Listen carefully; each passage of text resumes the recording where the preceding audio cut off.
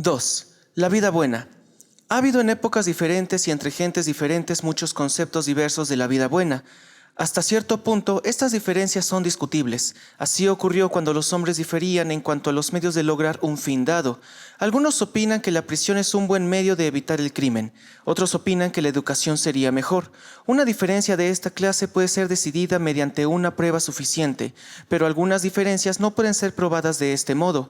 Tolstoy condenaba toda clase de guerra. Otros han sostenido que la vida del soldado que combate por el bien es muy noble. En dicho caso, probablemente se trataba de una diferencia real en cuanto a los fines. Los que alaban al soldado generalmente piensan que el castigo de los pecadores es en sí una cosa buena. Tolstoy no pensaba así. Acerca de tal asunto, no hay discusión posible. Por lo tanto, no puedo probar que mi concepto de la vida buena sea acertado. Solo puedo exponer mi punto de vista esperando que los acepte la mayor cantidad de gente posible.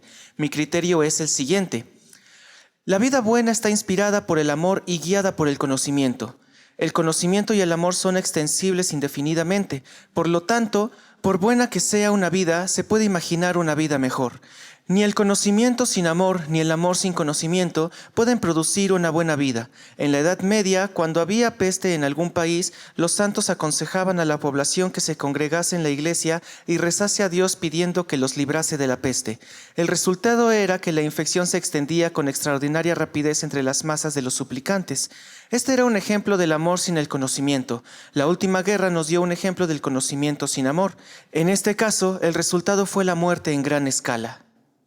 Aunque el amor y el conocimiento son necesarios, el amor es, en cierto sentido, más importante, ya que impulsará a los inteligentes a buscar el conocimiento, con el fin de beneficiar a los que ama. Pero si la gente no es inteligente, se contentará con creer lo que le han dicho, y puede hacer daño a pesar de la benevolencia más genuina. La medicina nos proporciona, quizás, el mejor ejemplo de lo que quiero decir. Un médico capaz es más útil a un paciente que el amigo más devoto, y el progreso en el conocimiento de la medicina contribuye más a la salud de la comunidad que la filantropía mal informada. Sin embargo, incluso en este caso es esencial un elemento de benevolencia para que no sea solamente los ricos los que se beneficien con los descubrimientos científicos. El amor es una palabra que comprende una gran variedad de sentimientos. La he usado adrede ya que quiero incluirlos a todos. El amor como emoción, que es de lo que hablo, pues el amor como principio no me parece genuino. Se mueve entre dos polos. En un lado, el puro deleite de la contemplación. En el otro, la benevolencia pura. Cuando se trata de objetos inanimados, solo interviene el deleite. No podemos sentir benevolencia hacia un paisaje o una sonata. Este tipo de goce es presumiblemente la fuente del arte. Es más fuerte, en general, en los niños que en los adultos, que suelen mirar a los objetos con espíritu utilitario. Desempeña una gran parte de nuestro sentimiento hacia los hombres, aunque de vez en cuando tienen encanto y otros lo contrario, cuando se los considera como objetos de la contemplación estética. El polo opuesto del amor contemplativo es benevolencia pura. Hay hombres que han sacrificado su vida ayudando a los leprosos. En tal caso, el amor que sentía no podía haber tenido ningún elemento de deleite estético. El cariño paternal, en general, va acompañado del placer que produce la apariencia del hijo, pero sigue siendo fuerte cuando falta totalmente este elemento. Parecería extraño llamar benevolencia al interés de una madre por un hijo enfermo, porque estamos acostumbrados a usar esta palabra para describir una débil emoción en un 90% falsa, pero es difícil hallar una palabra para describir el deseo por el bienestar de otra persona. Es cierto que un deseo de esta clase puede alcanzar cualquier grado de intensidad en el caso del sentimiento paternal. En otros casos es mucho menos intenso. En realidad, parecería probable que toda emoción altruista es una especie de sentimiento paternal, o a veces una sublimación de él. A falta de una palabra mejor, llamaré benevolencia a esta emoción, pero quiero poner en claro que estoy hablando de una emoción, no de un principio, y que no incluyo en ella ninguna sensación de superioridad como las que a veces se asocian con la palabra. La palabra simpatía expresa parte de lo que quiero decir, pero deja fuera un elemento de actividad que deseo incluir. El amor en su plenitud es una combinación indisoluble de dos elementos, deleite y benevolencia. El placer de un padre ante un hijo hermoso y triunfador combina estos dos elementos. Lo mismo ocurre con el amor sexual en una forma mejor, pero en el amor sexual la benevolencia existirá solamente donde hay una posición segura, pues de lo contrario los celos la destruirán, aunque quizás aumente el placer de la contemplación. El deleite sin benevolencia puede ser cruel. La benevolencia sin deleite tiende fácilmente a la superioridad y a la frialdad. La persona que desea ser amada desea ser objeto de un amor que contenga ambos elementos, excepto en los casos de extrema debilidad, como en la infancia o en la enfermedad grave. En tales casos, solo puede desearse la benevolencia. Inversamente, en casos de fuerza extrema, la admiración es más deseable que la benevolencia. Este es el caso del espíritu de los potentados y bellezas famosas. Solo deseamos buenos deseos de los demás en la proporción que tengamos necesidad de que nos ayuden y estemos amenazados de que nos dañen. Al menos, esto parece ser la lógica biológica de la situación, pero en la vida no ocurre así. Deseamos el cariño con el fin de escapar de la sensación de soledad, con el fin de ser, como se dice, comprendidos. Es un asunto de simpatía, no meramente de benevolencia. La persona cuyo afecto no es satisfactorio no solo debe desearnos el bien, sino que debe saber en qué consiste nuestra felicidad. Pero esto pertenece al otro elemento de la vida humana, a saber, el conocimiento. En un mundo perfecto, todo ser consciente sería para los demás el objeto del amor pleno, compuesto de deleite, benevolencia y comprensión íntimamente mezclados. Esto no significa que en el mundo real debamos tratar de tener tales sentimientos hacia todos los seres conscientes que encontremos. Hay muchos que no pueden producirnos deleite, porque son desagradables. Si fuéramos a violentarnos tratando de ver belleza en ellos, no haríamos más que embotar nuestras susceptibilidades con respecto a lo que hallamos naturalmente hermoso. Sin mencionar a los seres humanos, hay pulgas, chinches y piojos. Tendríamos que estar tan apremiados como el Ancient Mariner antes de hallar deleite en la contemplación de esas criaturas. Es cierto que algunos santos las han llamado perlas de Dios, pero lo que a estos hombres les deleitaba era la oportunidad de lucir su santidad. La benevolencia suele extenderse con mayor facilidad, pero incluso la benevolencia tiene sus límites. Si un hombre desea casarse con una dama, no pensaríamos muy bien de él si se retirara al hallar que había otro hombre que quería casarse con ella. Miraríamos esto como un campo de competencia justa. Sin embargo, sus sentimientos hacia el rival no pueden ser benévolos. Yo creo que en todas las descripciones de la vida buena en la tierra tenemos que suponer una cierta base de vitalidad e instinto animal. Sin esto, la vida se hace mansa y carente de interés. La civilización debe contribuir a esto, no ser un sustituto de ello. El santo ascético y el sabio apartado no son seres humanos a este respecto. Un pequeño número de ellos puede enriquecer una comunidad, pero un mundo compuesto de ellos se moriría de aburrimiento. Estas consideraciones conducen a un cierto énfasis sobre el elemento del deleite como ingrediente del mejor amor. El deleite en el mundo real es inevitablemente selectivo y nos evita el tener los mismos sentimientos hacia toda la humanidad. Cuando surgen conflictos entre el deleite y la benevolencia, tienen en general que ser decididos mediante la transigencia, no mediante la entrega completa de cualquiera de ellos. El instinto tiene sus derechos y si lo violentamos toma venganza de mil maneras sutiles. Por lo tanto, al tener la vida buena hay que tener en cuenta los límites de la posibilidad humana, y otra vez aquí volvemos a la necesidad del conocimiento. Cuando hablo de conocimiento como de uno de los ingredientes de la vida buena, no pienso en el conocimiento ético, sino en el conocimiento científico y el conocimiento de los hechos particulares. No creo que exista, hablando en puridad, el conocimiento ético. Si deseamos lograr algún fin, el conocimiento puede mostrarnos los medios y este conocimiento puede pasar como ético, pero no creo que se pueda decidir la conducta buena o mala como no sea por referencia a sus consecuencias probables. Si nos proponemos un fin, la ciencia es la que tiene que descubrir los medios para lograrlo. Todas las reglas morales tienen que ser probadas examinando si realizan los fines deseados. Digo los fines deseados, no los fines que debemos desear. Lo que debemos desear es simplemente lo que otra persona desea que deseemos. Generalmente lo que las autoridades desean que deseemos, padres, maestros, policías y jueces. Si alguien me dice, debe hacer esto y lo otro, la fuerza motriz de la advertencia reside en mi deseo de obtener su aprobación, junto posiblemente con premios o castigos unidos a la aprobación o reprobación. Como toda conducta nace del deseo, es evidente que los conceptos éticos no pueden tener importancia como no influyan en el deseo. Lo hacen mediante el deseo de aprobación y el temor de reproche. Son fuerzas sociales poderosas y naturalmente tratamos de ponerlas de nuestra parte si queremos realizar cualquier fin social. Cuando digo que la moralidad de la conducta debe juzgarse por sus probables consecuencias, quiero decir que deseo que se apruebe la conducta que vaya a realizar los fines sociales que deseamos y que se repruebe la conducta opuesta. En la actualidad, esto no se hace. Hay ciertas reglas tradicionales según las cuales la aprobación y la reprobación se aplican sin tener en cuenta para nada las consecuencias, pero este es un tema que vamos a tratar en el próximo capítulo. La superfluidad de la ética teórica es obvia en los casos sencillos. Supongamos, por ejemplo, que se tiene un hijo enfermo. El amor le hace a uno desear que se cure y la ciencia le dice a uno cómo tiene que hacerlo.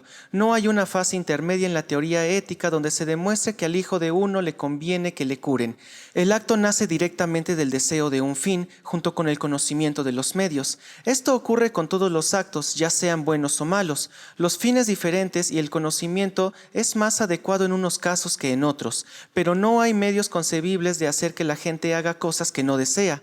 Lo que es posible es alterar sus deseos mediante un sistema de premios y castigos, entre los cuales la aprobación y la reprobación social no son los menos potentes. La cuestión para el legislador moralista es, por lo tanto, ¿cómo voy a disponer de este sistema de premios y castigos para que se logre el máximo de lo que desea la autoridad legislativa? Si digo que la autoridad legislativa tiene malos deseos, solo quiero decir que estos deseos chocan con algunas de las secciones de la comunidad a que pertenecen. Fuera de los deseos humanos no hay principio moral. Así, lo que distingue la ética de la ciencia no es una clase especial de conocimiento, sino sencillamente el deseo. El conocimiento que requiere la ética es exactamente igual que el conocimiento en otras partes. Lo peculiar es que se desee ciertos fines y que la buena conducta es lo que conduce a ellos. Claro que si la buena conducta va a ser popular, los fines tienen que ser los deseados por grandes secciones de la humanidad. Si defino como buena conducta lo que aumenta mi renta, los lectores no estarán de acuerdo. La eficacia de cualquier argumento ético reside en su parte científica. Por ejemplo, en la prueba de que una clase de conducta más que otra es el medio para un fin ampliamente deseado. Sin embargo, yo hago la distinción entre argumento ético y educación ética. La última consiste en fortalecer ciertos deseos y debilitar otros. Este es un concepto completamente diferente que va a ser tratado separadamente en otro capítulo. Ahora podemos explicar con más exactitud el significado de la definición de la vida buena con que comenzó este capítulo. Como dije que la vida buena consiste en el amor guiado por el conocimiento, el deseo que me impulsó era vivir esta vida lo más plenamente posible y procurar que los demás la vivieran. Y el contenido lógico de la declaración es que, en una comunidad donde los hombres viven así, se satisfarán más los deseos que en una comunidad donde haya menos amor o menos conocimiento. No quiero decir que dicha vida sea virtuosa o que la contraria sea pecaminosa, pues estos son conceptos que para mí no tienen justificación científica. 3. Reglas morales. La necesidad práctica de una moral nace del conflicto de los deseos, ya de diferentes personas o de la misma persona en épocas distintas o incluso al mismo tiempo. Un hombre quiere beber y a la vez estar bien para trabajar a la mañana siguiente. Lo consideramos inmoral si sigue la línea de conducta que le permite la menor satisfacción total de su deseo. Pensamos mal de la gente que es derrochadora o temeraria, aun cuando solo se hace daño a sí misma. Bentham suponía que una moralidad total podía derivarse del propio interés ilustrado, y la persona que actuara siempre pensando en su máxima satisfacción, a la larga procedería siempre bien. Yo no puedo aceptar este criterio. Ha habido tiranos que obtenían placeres exquisitos viendo infligir torturas. No puedo alabar a estos hombres cuando la prudencia les llevaba a perdonar la vida de sus víctimas con el fin de poderlos atormentar otro día. Sin embargo, la prudencia es una parte de la vida buena. Incluso Robinson Crusoe tuvo ocasión de practicar la laboriosidad, la prevención y el dominio de sí mismo, que se consideraban cualidades morales, ya que aumentaron su satisfacción total sin el contrapeso del daño causado a otros. Esta parte de la moral desempeña un importante papel en la educación de los niños, que tienen poca inclinación a pensar en el futuro. Si ulteriormente se practicase más, el mundo se convertiría pronto en un paraíso, ya que se podrían evitar las guerras, que son el producto de la pasión, no de la razón. Pero a pesar de la importancia de la prudencia, no es la parte más importante de la moral, tampoco es la parte que presenta problemas intelectuales, ya que no necesita apelar a nada que no sea el propio interés. La parte de moralidad que no se incluye en la prudencia es en esencia análoga a la ley o al reglamento de un club. Es un método que permite a los hombres vivir en comunidad a pesar de la posibilidad de que sus deseos choquen. Pero aquí dos métodos muy diferentes son posibles. Existe el método de la ley penal, que tiene solo una armonía meramente externa, asignando consecuencias desagradables a los actos que frustran en ciertos aspectos los deseos de otros hombres. Y existe también el método de la censura social. Ser mal considerado considerado por la sociedad en que uno vive es una forma de castigo. Para evitarlo, la mayoría de la gente evita que se sepa que no cumple el código de su clase, pero hay otro método, más importante y mucho más satisfactorio cuando tiene éxito. Es el de alterar los caracteres y deseos de modo que queden reducidas al mínimo las ocasiones de conflicto, haciendo que el éxito de los deseos de un hombre esté, en toda la medida posible, de acuerdo con el éxito de los deseos de los demás. Por esta razón, el amor es mejor que el odio, porque produce la armonía en lugar del conflicto en los deseos de las personas respectivas. Cuando hay amor entre dos personas, éstas triunfan o fracasan juntas, pero cuando se odian, el éxito de una es el fracaso de la otra. Si estuviéramos acertados al decir que la vida buena está inspirada en el amor y guiada por el conocimiento, es evidente que el código moral de toda comodidad no es final y completo, sino que tiene que ser examinado con el fin de ver si está inspirado en la benevolencia y la sabiduría. Los códigos morales no han sido siempre impecables. Los aztecas consideraban un deber penoso comer carne humana por miedo a que palideciese la luz del sol. Su ciencia era errónea y quizás habrían percibido un error científico si hubieran tenido algún amor por sus víctimas. Algunas tribus encerraban a sus muchachas desde los 10 a los 17 años por temor a que los rayos del sol las embarazasen. Pero seguramente nuestros modernos códigos de moral contienen también algo semejante a estas costumbres bárbaras. ¿Tenemos la seguridad de que solo prohibimos cosas realmente dañosas o en todo caso tan abominables que ninguna persona decente pueda justificarlas? No estoy tan convencido de ello. La moralidad corriente es una mezcla curiosa de utilitarismo y superstición, pero la superstición es más fuerte, cosa natural ya que es el origen de los reglamentos morales. Originalmente, ciertos actos se consideraban desagradables para los dioses y eran prohibidos por la ley, porque la cólera divina podía descender sobre la comunidad, no solo sobre los individuos culpables. De ahí nació el concepto del pecado como algo desagradable a Dios. No hay razón para que ciertos actos fueran desagradables a Dios. Sería muy difícil decir, por ejemplo, por qué era malo que el cabritillo fuera hervido en la leche de su madre, pero mediante la revolución se sabía que así era. A veces los mandamientos divinos han sido interpretados curiosamente. Por ejemplo, se nos dice que no debemos trabajar los sábados y los protestantes interpretan esto como que nadie debe divertirse los domingos, pero la misma autoridad sublime se atribuye a la nueva prohibición como a la antigua. Es evidente que un hombre con criterio científico de la vida no se puede dejar intimidar por los textos de la Escritura o las enseñanzas de la Iglesia. No se contentará con decir tal acto es pecaminoso y así termina el asunto. Averiguará si el acto causa daño o si por el contrario lo dañoso es la creencia de que el acto es pecado. Y hallará especialmente en lo respectivo al sexo que nuestra moralidad corriente contiene una gran cantidad de lo que en su origen era puramente supersticioso. Hallará también que esa superstición, como la de los aztecas, supone una innecesaria crueldad que se disiparía si la gente estuviera movida por sentimientos cariñosos hacia sus vecinos. Pero los defensores de la moralidad tradicional rara vez son gente de corazón amante, como puede verse en el amor al militarismo que demuestran los dignatarios de la Iglesia. Uno se siente tentado a pensar que valoran la moral como legítima salida a su deseo de causar dolor. El pecador es presa fácil, por lo cual hay que terminar con la tolerancia. Sigamos una vida humana ordinaria desde la concepción a la tumba y notemos los puntos donde la moral supersticiosa inflige sufrimientos evitables. Comienzo con la concepción, porque en ella la influencia de la superstición es particularmente notable. Si los padres no están casados, el hijo tiene un estigma claramente inmerecido.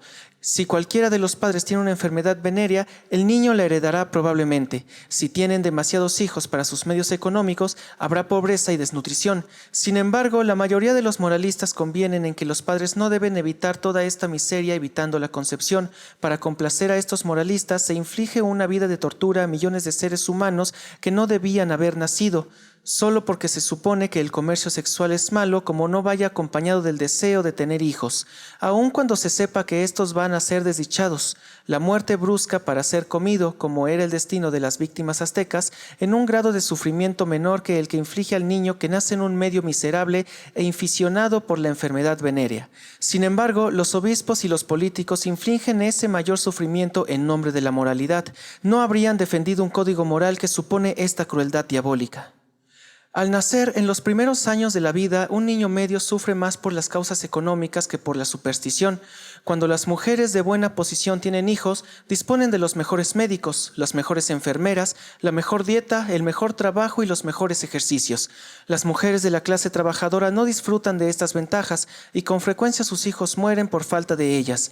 Las autoridades públicas hacen algo en lo relativo al cuidado de las madres, pero en forma muy mezquina. En un momento en el que el suministro de leche a las madres lactantes se suprime por el fin de limitar los gastos, las autoridades públicas invierten grandes sumas en la pavimentación de los distritos residenciales, donde hay escaso tráfico.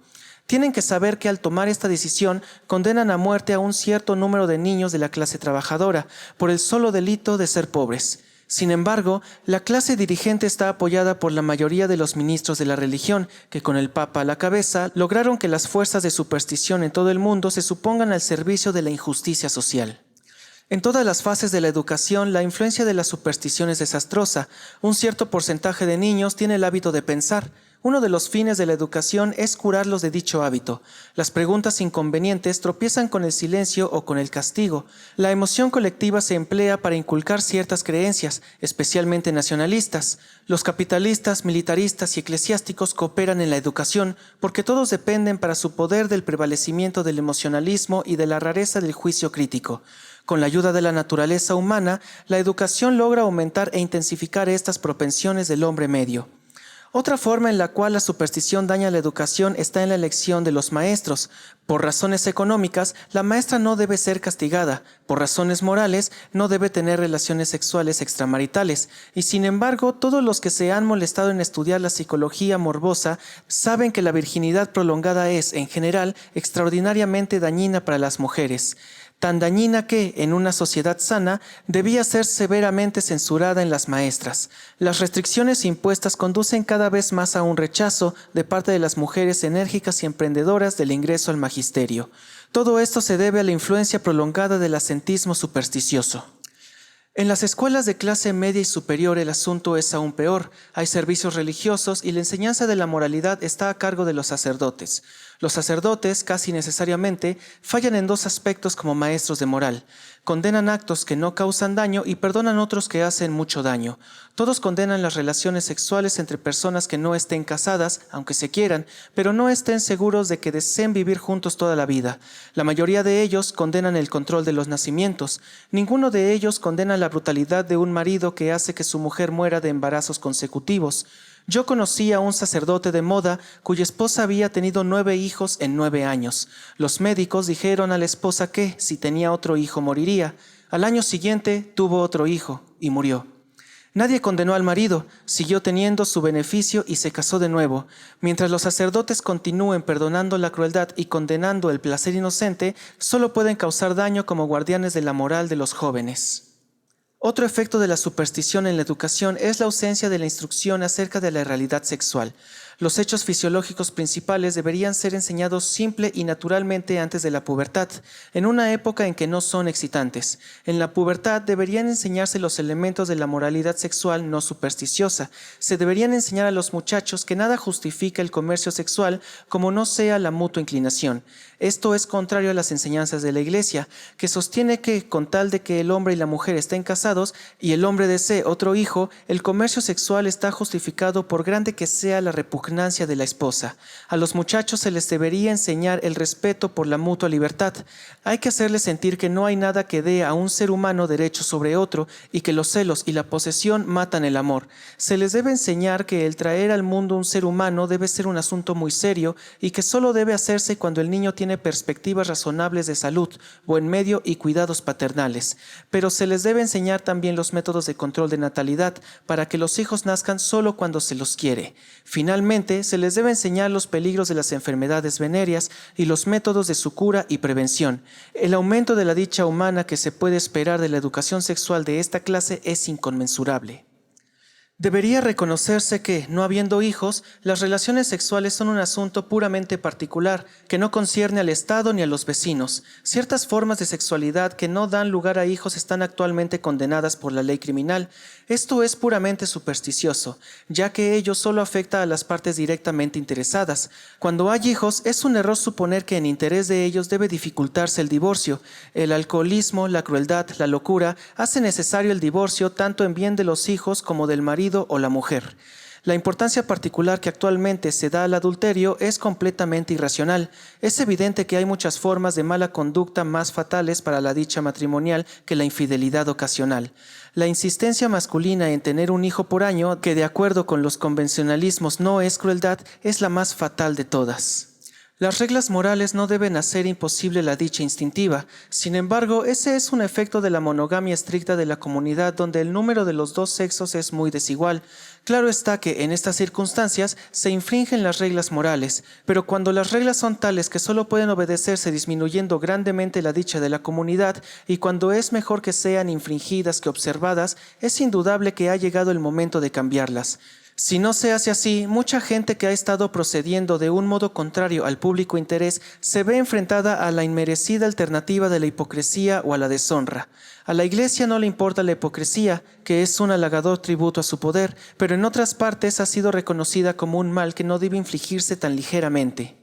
Aún más dañina que la superstición teológica es la superstición del nacionalismo, del deber que uno tiene para con su Estado y con ninguno más. Pero en esta ocasión no me supongo discutir el asunto más allá de indicar que la limitación de los compatriotas es contraria al principio del amor del reconocimiento como constituyente de la vida buena. También es, claro está, contrario al propio interés ilustrado, ya que un nacionalismo excesivo no conviene ni a las naciones victoriosas. Otro de los aspectos en que nuestra sociedad sufre del concepto teológico del pecado es el trato de los criminales. El criterio de que los criminales son malos y merecen el castigo es un criterio que no puede apoyar una moralidad racional. Indudablemente, cierta gente hace cosas que la sociedad desea evitar y hace bien en evitar en todo lo posible. El caso más sencillo es el asesinato. Evidentemente, si una comunidad se mantiene unida para disfrutar sus placeres y ventajas, no podemos permitir que la gente se mate cuando siente el impulso de ello. Pero este problema debe tratarse con un espíritu puramente científico. Debemos preguntarnos simplemente, ¿cuál es el mejor método de evitar el asesinato? De dos métodos igualmente eficaces de evitar el asesinato debe elegirse el que suponga menos daño para el matador. El daño para el matador es lamentable como el dolor de una operación quirúrgica. Puede ser igualmente necesario, pero no es un tema de regocijo. El sentimiento de venganza llamado indignación moral es solo una forma de crueldad. El sufrimiento que se hace padecer a un criminal no está justificado por la noción del castigo vengativo. Si la educación combinada con la benevolencia es igualmente eficaz, resulta preferible, y es más preferible aún si es más eficaz. Claro que la prevención del crimen y el castigo del crimen son dos cosas diferentes. El objeto de causar dolor a un criminal disuade presumiblemente. Si las prisiones fueran humanizadas de modo que el preso obtuviera una buena educación por nada, la gente cometería delitos con el fin de poder entrar en ellas. Sin embargo, la prisión tiene que ser menos agradable que la libertad, pero el mejor modo de asegurar este resultado es hacer que la libertad sea más agradable de lo que es actualmente.